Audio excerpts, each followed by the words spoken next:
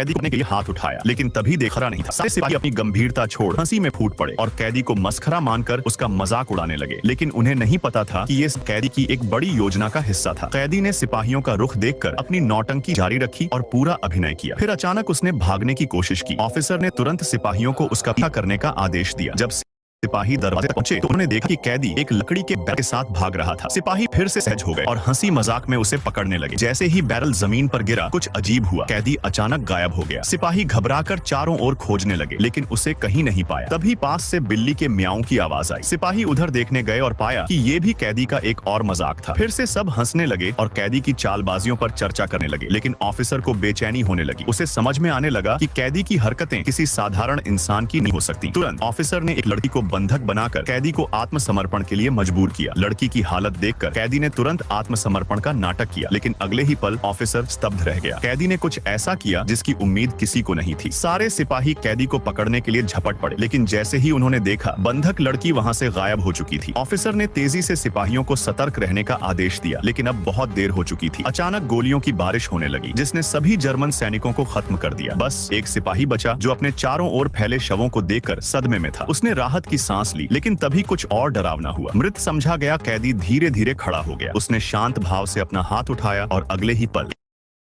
इस पानी पहुंचाने वाले आदमी ने बस उस छोटी लड़की के हाथ की तरफ देखा।